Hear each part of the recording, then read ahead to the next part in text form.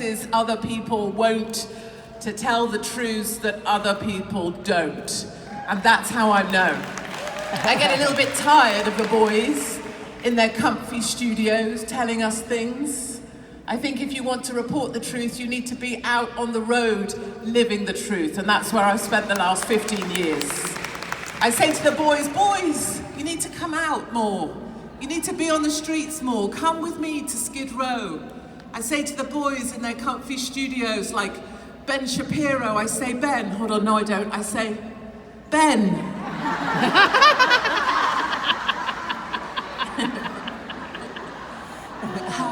Short jokes, love it. I came dressed as a banana today on purpose. A banana flamenco dancer. If this speech goes wrong, I'll just flamenco my way off the stage, no one will notice. I am also the most banned woman on the face of the planet Earth. I have never broken a law. I have never owed anyone money. I don't have a credit card. I have never harmed another human being, and yet I am banned from South Africa. I am banned from Australia. I am banned from banks in the UK, and I am banned from a small place called Wales, and frankly I don't care because no one wanted to go to Wales anyway.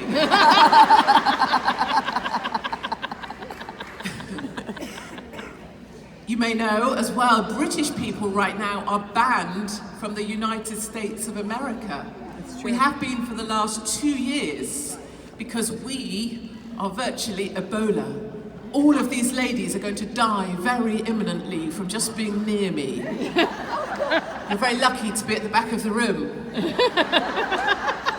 But under this Biden administration, of course, I figured I would follow the path that's been set out for us by the entire Haitian community. And so I broke my ass back into your country via Mexico.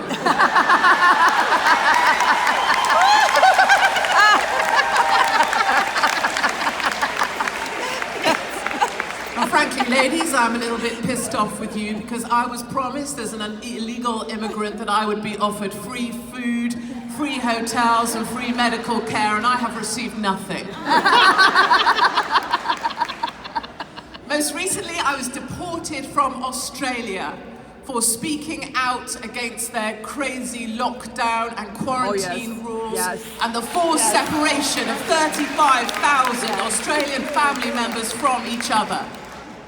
That island used to be a penal colony, and it is a penal colony once more, except this time it's the Australians that are prisoners in their own land.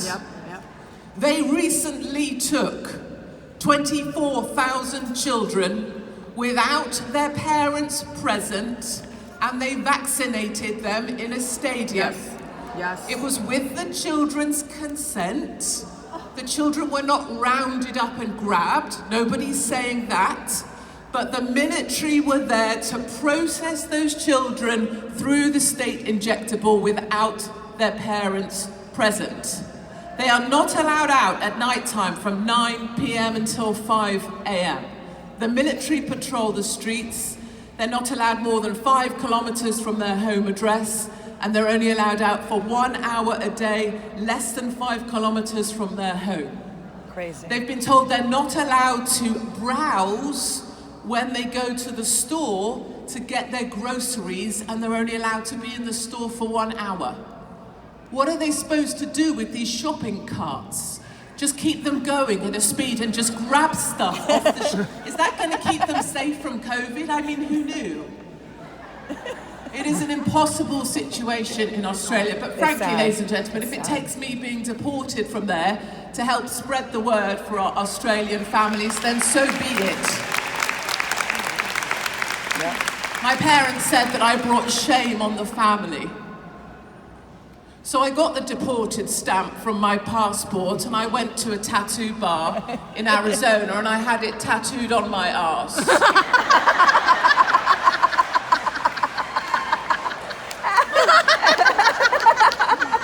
You know, you can deport my arse, but you cannot deport the truth.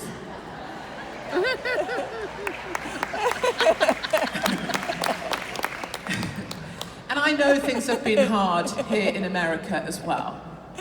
I've spent my time since I arrived here, 60 days on the road so far. In Arizona, a Marine, 20 years he served this country, and his son now won't talk to him because they have differences of opinion on the state injectable. That father fought for the future of his son, and now his son wants no part in his father's future. I just came from Dallas, where a wonderful conference organizer, 2 of her children no longer speak to her. They've told her they want nothing more to do with her until she acknowledges that Biden is the rightful president. Oh, geez. I was in Denver just yesterday at an event, exactly, in Denver, and a gentleman, a Jewish gentleman, said that he's just been told he's no longer welcome at his synagogue because he hasn't had the state injectable. And that synagogue is where his family burial pits are going to be. And he was given an email to say, you're no longer welcome here. I know things have been very difficult here as well. And I know many of us have this also at a personal family level. And it's hard, because we don't like to talk about what goes on inside our own families, but it's heartbreaking for so many. But you know, I have a little experience of this. The powerful few have always tried to silence me, and they have taken pretty much anything I had. They took my jobs, they came for my family home and took that. They report my children to social services and tried to take them. And a couple of jihadis tried to take my head. So I understand what it feels like to be a target. But let me tell you, ladies, something amazing is happening. And I didn't come here to tell you the bad news, because that's so easy to do. I'll leave that to the little boys in their studios. I came here to tell you that I feel something amazing happening in this great country of yours. Because let me tell you this, when they take everything you have, you become finally as free as you can be. That's right. And you ladies are a fantastic example of why you are free to speak your minds, you are free to encourage others, and you are free to make new leaders that you set out there to lead the way for others. You are more free than you know, and people are being lifted up by people just like you. It is an amazing time. And let me tell you something else before I'm forced off the stage. There is something very different about Americans. And I don't just mean that you have great dental and oral hygiene, which in fact you do. And it is not just that you have great customer service, which in fact you do, or that you do really weird things like speak to each other in the elevator, which British people absolutely do not do. We don't do that. But you are different to all of us. You are different to the British, you are different to the Australians, and thank God you're different to the French.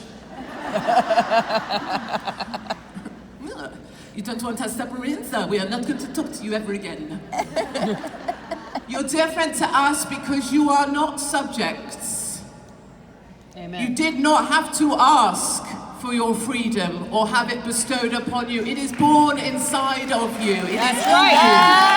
You are different because it's in here. That's right. There is something about Americans that is different. It is inside your souls. When you push down on Americans, when you push down here, when you do what de Blasio does or Newsom does, the other side rises up like a seesaw. Somewhere DeSantis stands up and says, no, we won't. Christy Rhodes stands up and says, no, we will not. And Trump will always be there. He remains the greatest president this country has ever had. No, we will not. Americans are different than us because you have freedom in your soul. You uphold it with your constitution. You defend it with your Second Amendment. And you honour it every day. You keep your faith in God. And I'm here to tell you, as a respectful foreigner and as an outsider, and you've chased our British asses out of here twice before. I'm here to tell you that you are and you remain the greatest nation on the face of planet Earth. And you are our hope as well. Thank you for listening to me. My name is Olivia Hopkins.